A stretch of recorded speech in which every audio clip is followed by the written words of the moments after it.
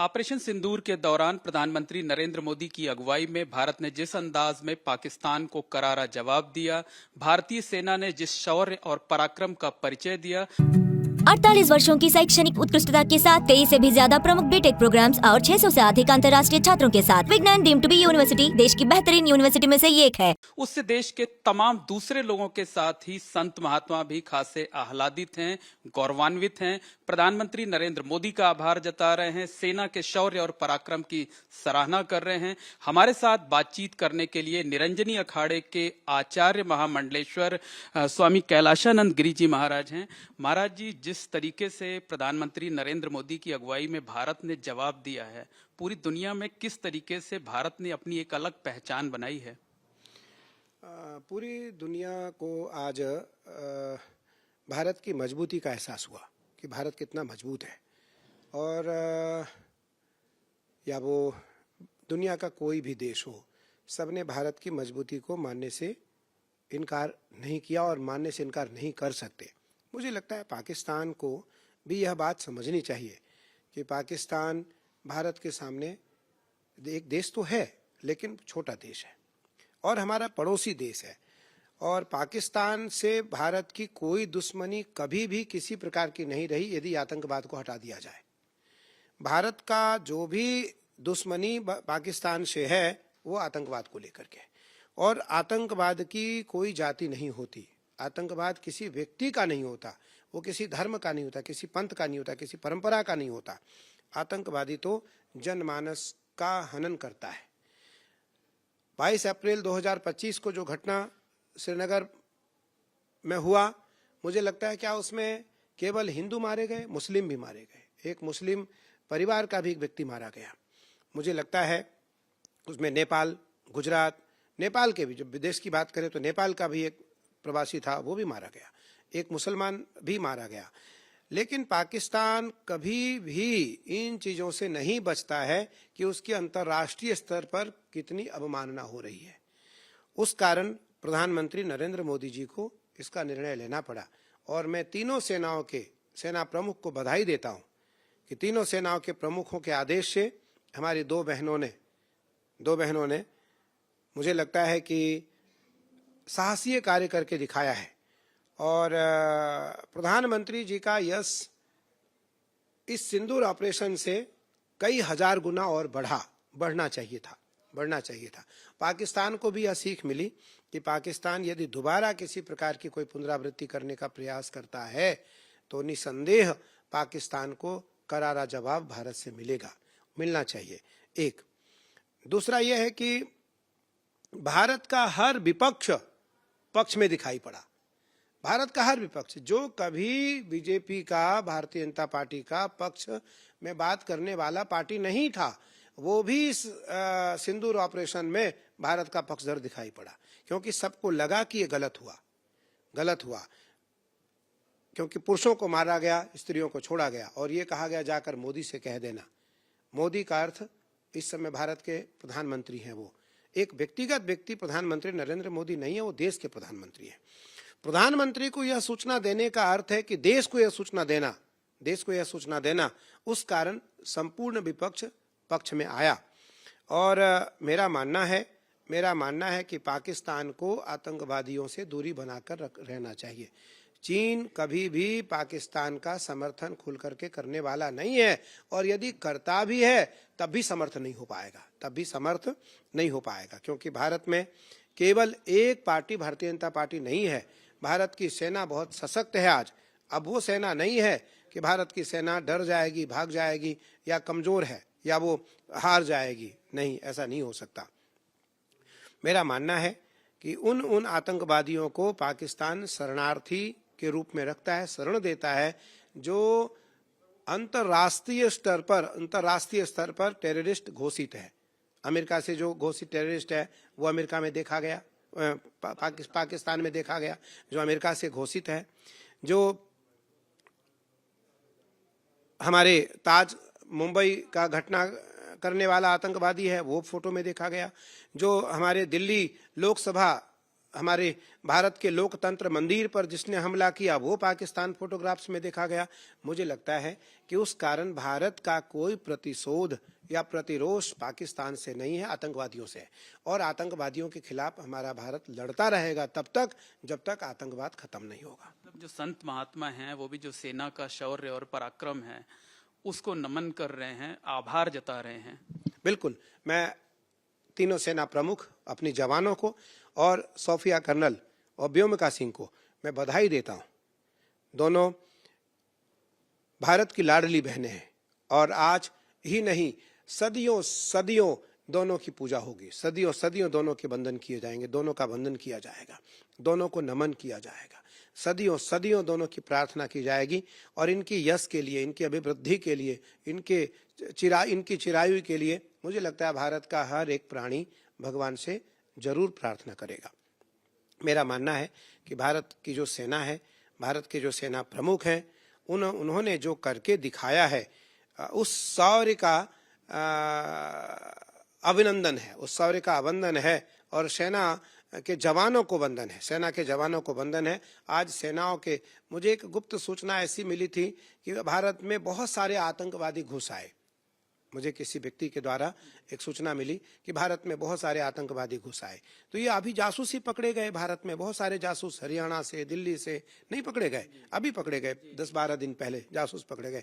उसमें हिंदू भी हैं, बहुत सारे हिंदू हैं, मुस्लिम तो हैं ही, बहुत सारे हिंदू हैं। मेरा मानना है कि आतंकवादी और राष्ट्र विरोधी की कोई जाति नहीं होती है।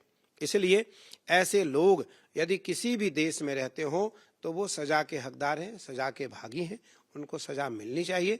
और हम सब खुले मंच से, खुले दिल से प्रधानमंत्री नरेंद्र मोदी जी का, गृह मंत्री जी का और भारत की सेना का समर्थन करते हैं। क्या कोई कार्यक्रम भी संत महात्माओं की तरफ से आयोजित किए जाने का कुछ विचार चल रहा है आभार जताने के लिए? अभी हमारे अखिल भारतीय अखाड़ा परिषद के राष्ट्रीय अध्यक्ष पूज्य श्री महंत रविंद्रपुरी जी महाराज हमारे प्रिय हैं और निरंजनी अखाड़े के सचिव हैं, मनसा देवी ट्रस्ट के अध्यक्ष हैं। उनका आग्रह हुआ है मुझसे कि उनके निर्देशन में एक पूरी टीम, भारत की संतों की टीम हरिद्वार से दिल्ली आए। दिल्ली में एक कश्मीर शंकराचार्य मंदिर के लिए हम कूच करें और शंकराचार्य मंदिर में जाकर पूजा पाठ करें। और कश्मीर में जितने मठ मंदिर हैं, पुराने मठ मंदिर हैं, वो 10 नाम सन्यासियों के जो मठ मंदिर हैं वो 10 नाम सन्यासियों को दिए जाएं, जिसमें हम जाकर वहाँ साधु मठ मंदिरों का जीर्णोद्धार करें, मठ मंदिरों का उत्थान करें और हम वहाँ जाकर के रहें। मुझे लगता है कि उस परिणाम से यह होगा कि वहाँ जो आने वाले सैलानी हैं, वहाँ आने वाले जो यात्री हैं, उनकी संख्या बढ़ेगी, लोग और मजबूत होंगे और भारत सरकार को आभार प्रकट होगा उस सभा के माध्यम से कि भारत सरकार और आदरणीय प्रधानमंत्री, खास विशेष करके प्रधानमंत्री नरेंद्र मोदी जी और गृह मंत्री जी और सेना प्रमुख, सेना नायक और सेना के जवान और कर्नल सोफिया और व्योमिका सिंह दोनों को बधाई दिया जाएगा। इन सभी संयुक्त रूप से इनको बधाई दिया जाएगा और एक प्रतिनिधि मंडल भारत सरकार प्रधानमंत्री से और गृह मंत्री से मिलने के लिए हम पत्र लिखेंगे कि हमारा एक प्रतिनिधि मंडल अखाड़ा परिषद अध्यक्ष आचार्य के प्रतिनिधि में, निरंजनी अखाड़े के आचार्य के प्रतिनिधि में हम सभी जाकर के मिलें और इस बात को रखें। क्योंकि मेरा कहना है भारत सुरक्षित है तो हम सुरक्षित हैं। भारत यदि हमारा सर्वरक्षित है तो हम रक्षित हैं। भारत की परंपरा बची है तो हम बचे हैं।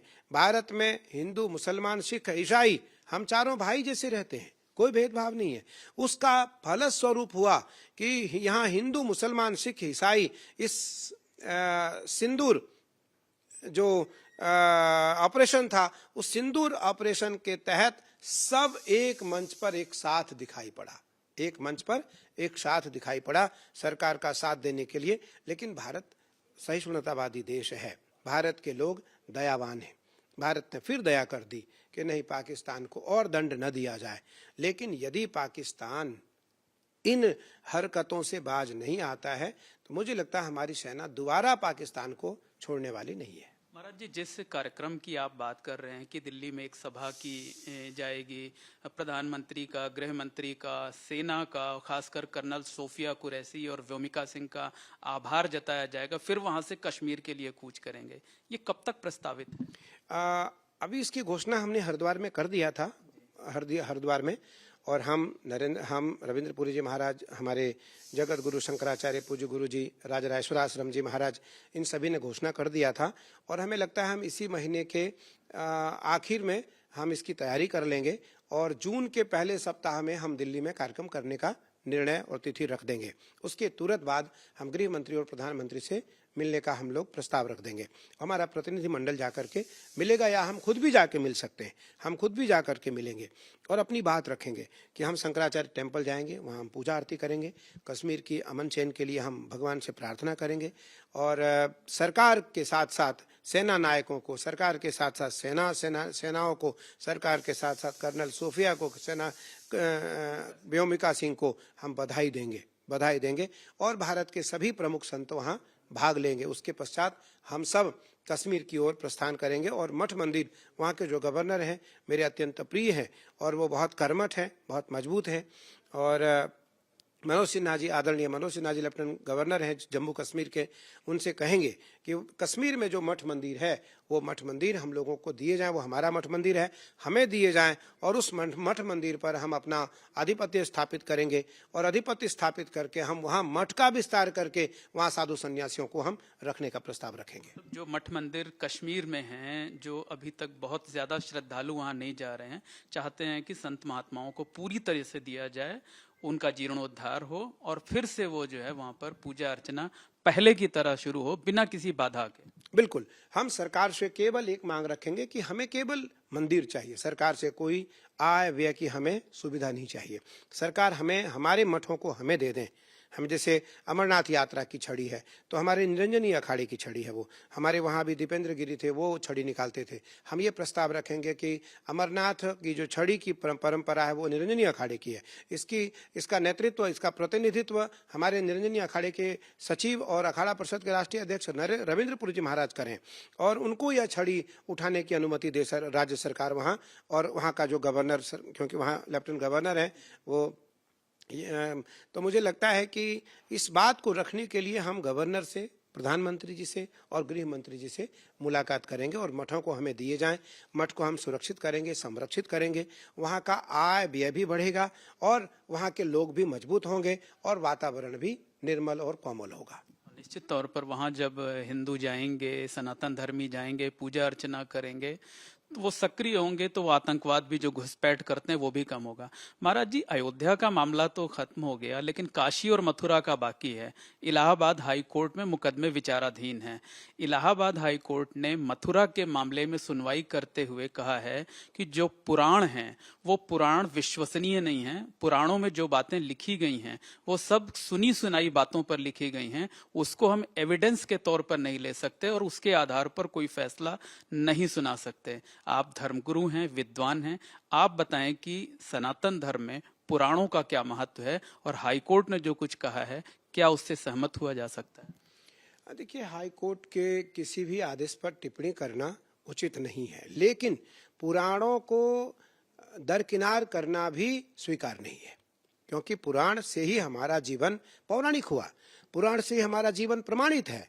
अगर राम थे तो इसका प्रमाण रामचरितमानस है, अगर राम थे इसका प्रमाण वाल्मीकि रामायण है।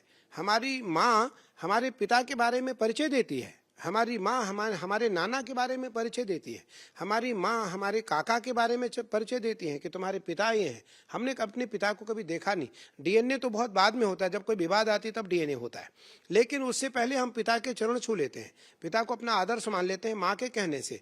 तो प्रातः काल उठ के रघुनाथा, मात पिता गुरु ना वही माथा। भगवान राम को हम आदर्श मानते हैं, तो भगवान राम प्रातः काल उठ करके अपनी माँ को, अपने पिता को और अपने गुरु को प्रणाम करते थे, फिर देव को प्रणाम करते थे, सूर्य को अर्घ्य देते थे, भगवान शिव का अभिषेक करते थे।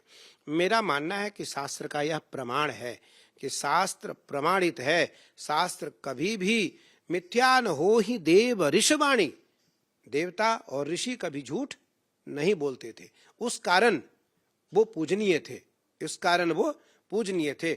इसलिए उपनिषद क्या है, हमारी और आपकी जो आज इंटरव्यू हो रही है, ये अनादिकाल तक जीवित रहेगा, ये कभी मरेगा नहीं।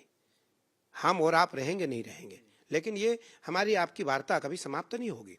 इसी वार्ता में से जो निचोड़ निकलेगा वो एबीपी न्यूज के माध्यम से पूरी दुनिया देखेगा, और वही एक समय ऐसा रूप ले लेगा कि वो वही उपनिषद का रूप लेगा, वही उपनिषद होगा। उप कहते हैं परमात्मा को, निषद कहते हैं वचन को। एक दूसरे से दूसरे का संवाद में से जो निचोड़ निकले वही उपनिषद है। तो इसीलिए मेरा मानना है कि जहां सुमति तहां संपत्ति नाना, जहां कुमति तहां विपत्ति निदाना। जहां सुमति है वहां संपत्ति है, जहां विपत्ति है वहां कुमति है, जहां कुमति है वहां विपत्ति है। तो इसलिए शास्त्र को अस्वीकार करना मेरा मानना है कि ये उचित नहीं है धर्म के लिए, समाज के लिए। किसका प्रमाण देंगे आप? जिस संविधान की बात हम करते हैं वो भीमराव अंबेडकर साहब और हमारे क्या नाम है, कलकत्ता के जस्टिस एस.एन. मुखर्जी साहब, इन सभी ने मिलकर के संविधान लिखा, भारत का संविधान। आज भारत का संविधान भारत के लोग मानते हैं उसे। संविधान भारत का किसी पुराण से तो नहीं लिखा गया, भीमराव अंबेडकर साहब के नेतृत्व में भारत का संविधान लिखा गया। भीमराव अंबेडकर साहब भी आदमी थे, उनके साथ संविधान लिखने वाले लोग भी सब आदमी थे। लेकिन आज भारत में चीफ जस्टिस से लेकर के जिला स्तर के जो जज हैं, वो जो निर्णय कर देता, हम सभी उसको स्वीकार करते हैं, सभी उसको स्वीकार करते, कोई चैलेंज नहीं करता, कोई उसको चुनौती नहीं देता। लेकिन पुराणों में जो बातें लिखी हैं वो प्रमाणिक मानी जाती हैं, ये वो सिर्फ जनश्रुति नहीं है, उसके पीछे आधार है, सत्यता है। बिल्कुल बिल्कुल। अगर किसी चीज की प्रतिमा बनाई गई, जैसे राम की चित्र है, तो राम को किसी ने तो देखा होगा, हम अपनी माँ की तस्वीर, अपने पिता की तस्वीर, अपने गुरु की तस्वीर हम तभी बना पाते हैं जब हमने उनको देखा। यदि हमने देखा ही नहीं तो हम उनकी चित्र कभी बना नहीं सकते। इसलिए शास्त्र में प्रमाण है कि उत्तराधिकार आज अयोध्या में, मथुरा में, काशी में एक प्रमाण है। सन्यासियों का, वैरागियों का, उदासियों का, निर्मलों का, वैष्णवों का एक प्रमाण है कि जिस आश्रम में कोई योग्य उत्तराधिकारी नहीं होता, उस आश्रम का उत्तराधिकारी सर्वराकार ठाकुर को बना दिया जाता है, राम को बना दिया जाता है, कृष्ण को बना दिया जाता है, विष्णु को बना दिया जाता है, शालिग्राम भगवान को बना दिया जाता है, क्योंकि प्रमाण है। शालिग्राम स्वयं नारायण है, शालिग्राम भगवान स्वयं नारायण है। यदि इस पर कोई परीक्षण करे तो करके देखे, शालिग्राम भगवान स्वयं नारायण है। जब हम उन्हें कान के पास लाते हैं तो उसमें से ओम का शब्द सुनाई पड़ता है, ओम का। अगर पत्थर निराकार होता तो उससे आवाज नहीं आती, तो इसलिए भारत का संविधान कोर्ट सर्वोपरि है, कोई दो राय नहीं। लेकिन पुराण भी सर्वोपरि है, इसमें भी कोई दो राय नहीं। पुराण को नकारा नहीं जा सकता है, पुराण को कभी भी चुनौती नहीं दिया जा सकता है, पुराण को कभी अस्वीकार नहीं किया जा सकता है। इसलिए पुराण से ही प्रमाणिकता है, वेद से विज्ञान है, विज्ञान से वेद नहीं है, वेद से विज्ञान है। आज आप बिना तार का यहाँ रिकॉर्डिंग कर रहे हैं, ये विज्ञान है। लेकिन इससे पहले वेद आया था, वेद हमारे जो ध्वनि नाद है वो आज भी धरा परामंडल पर विचरण करता है। तो उसी प्रकार वेद का जो पर्यायवाची है, वेद का जो विस्तार है वो विज्ञान है, वेद का जो विस्तार है वो विज्ञान है। विज्ञान का विस्तार वेद नहीं है, वेद का विस्तार विज्ञान है, विज्ञान का विस्तार वेद नहीं है। तो पहले बड़े बड़े महर्षि आंखें बंद करके और जिस घर में जाना चाहते थे चले जाते थे, जिसको देखना चाहते थे देख लेते थे। वो पराशक्ति है, वो पराशक्ति है। तो इसलिए सारी बात पुराणों में है, सारी बात पुराणों में है। इसलिए मैं सुप्रीम कोर्ट और हाई कोर्ट के न्यायाधीशों से भी जरूर अपील करना चाहूंगा कि आप बिल्कुल बुद्धिमान हैं, आपकी लेखनी, आपका न्याय सर्वोपरि है, सर्वोच्च है।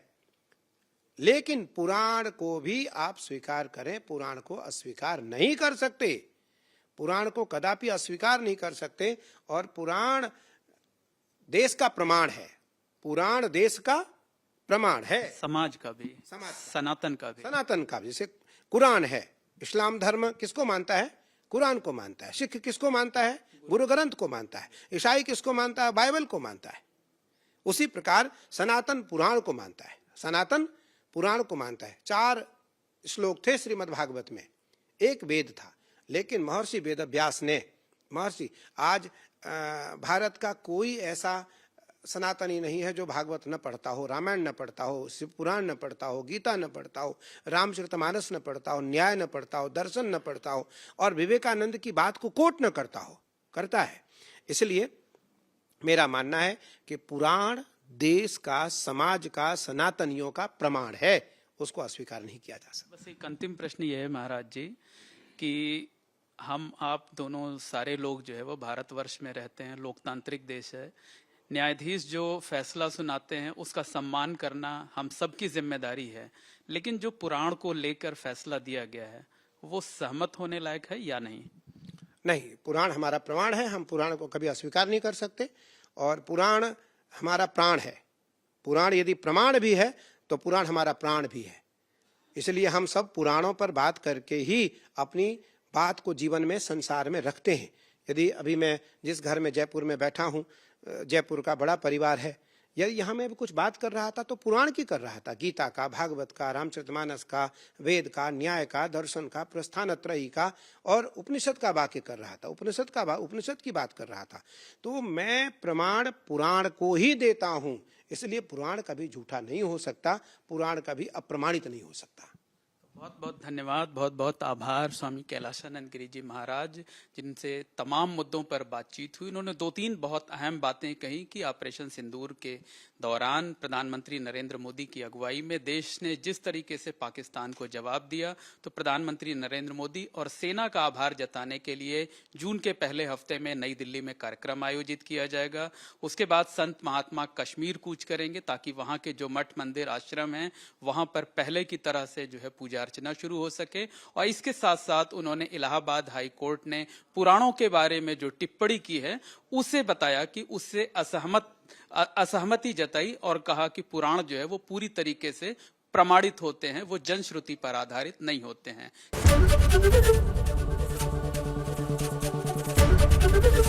एबीपी गंगा, खबर आपकी, जुबान आपकी।